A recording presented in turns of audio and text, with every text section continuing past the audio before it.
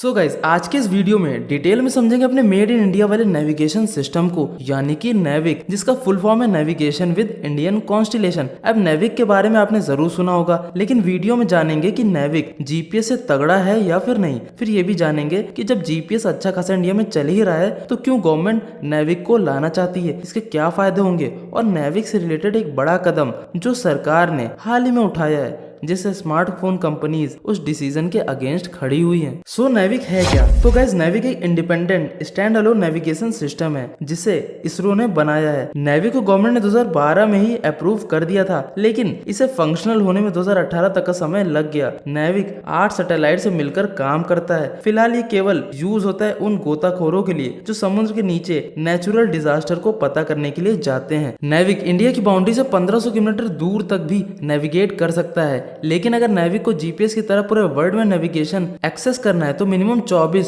Satellite की जरूरत पड़ेगी, और 32 सैटेलाइट जीपीएस में भी फिलहाल काम करती हैं। तो आप अंदाजा लगा सकते हैं कि अभी इंडिया को काफी सैटेलाइट का यूज करना पड़ेगा। तो गाइस इस वीडियो के सबसे इंटरेस्टिंग पार्ट पर आते हैं कि क्या नेविक जीपीएस से बेटर है या नहीं। तो गाइस गवर्नमेंट का कहना है कि जिस तरह जीपीएस यूएस में एक्यूरेसी देता है, उसी तरह नेविक भी इंडिया के लिए जीपीएस की तरह ही एकदम एक्यूरेट है। क्योंकि आपने भी देखा होगा कई सारे व्लॉगर या फिर जो भी बाहर ट्रैवल करने जाते हैं वो हमेशा शिकायत करते हैं कि गूगल आंटी अच्छे से नहीं चल रही या जो भी, क्योंकि वो इंडिया के लिए उतना एक्यूरेट नहीं है गलियों के लिए। लेकिन नेविक इंडिया के माहौल को अच्छी तरह समझ पाएगा और उससे ज्यादा एक्यूरेसी देगा, ऐसा सरकार का कहना है। तो गाइस अब रीजन समझते कि क्यों गवर्नमेंट चाहती है नेविक को इंडिया में इंट्रोड्यूस करना जबकि जीपीएस अच्छे से काम कर रहा है और नेविक में बहुत सारा खर्चा भी लगा है। गवर्नमेंट के हिसाब से वो आत्मनिर्भर बनना चाहते हैं। गवर्नमेंट का कहना है कि China, European union, Japan, Russia का खुद का नेविगेशन सिस्टम है, तो फिर हमारा क्यों नहीं। गवर्नमेंट ने ये भी कहा कि 2018 में नेविक शुरू हो चुका था, लेकिन फिर भी अभी लोगों को इसके बारे में नहीं पता है। गवर्नमेंट ने कहा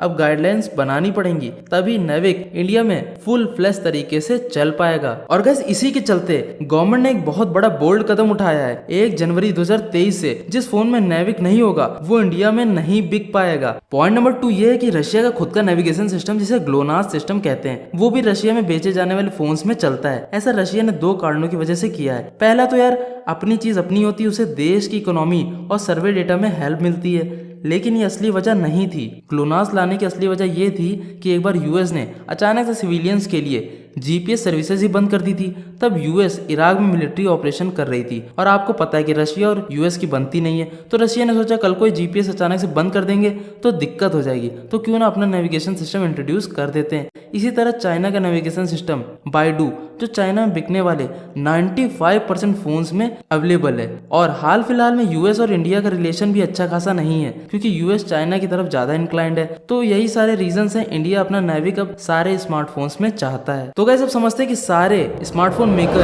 गवर्नमेंट के डिसीजन से परेशान क्यों हैं। अब गवर्नमेंट ने जब एप्पल, सैमसंग, शाओमी के साथ मीटिंग रखी कि आप लोगों को नेविक भी देना होगा, तो स्मार्टफोन मेकर ने कहा कि नेविक के लिए हमें हार्डवेयर में एक्स्ट्रा चिप देनी पड़ेगी, जिससे फोन के प्राइसेस काफी ज्यादा बढ़ जाएंगे। और इंडिया जैसे मार्केट में फोन के थोड़े से प्राइस बढ़ने पर लोग फोन लेने के डिसीजन को बदल देते हैं, जिससे हमें काफी ज्यादा लॉस हो सकता है। वैसे सैमसंग, शाओमी का मार्केट शेयर इंडिया में सबसे ज्यादा है। कम से कम इन कंपनीज ने सरकार की मीटिंग को अटेंड तो किया, मगर रियलमी और दूसरी चाइनीज ब्रांड ने मीटिंग को ही नहीं अटेंड किया। फिलहाल एप्पल के आईफोन में ग्लोनास, जीपीएस और बाइडू सपोर्टेड है, तो यार फिर नेविक क्यों नहीं किया जा सकता। कंपनीज ने 2025 तक का समय मांगा है। वैसे स्मार्टफोन मेकर्स और गवर्नमेंट की एक और मीटिंग होगी जिसमें फाइनल होगा कि नेविक को 1 जनवरी 2023 से मैंडेटरी किया जाएगा या फिर नहीं। आपके हिसाब से गाइज नेविक को मैंडेटरी कर देना चाहिए या कंपनीज को 2025 तक का समय देना चाहिए? नीचे कमेंट बॉक्स में लिखना ना भूलें।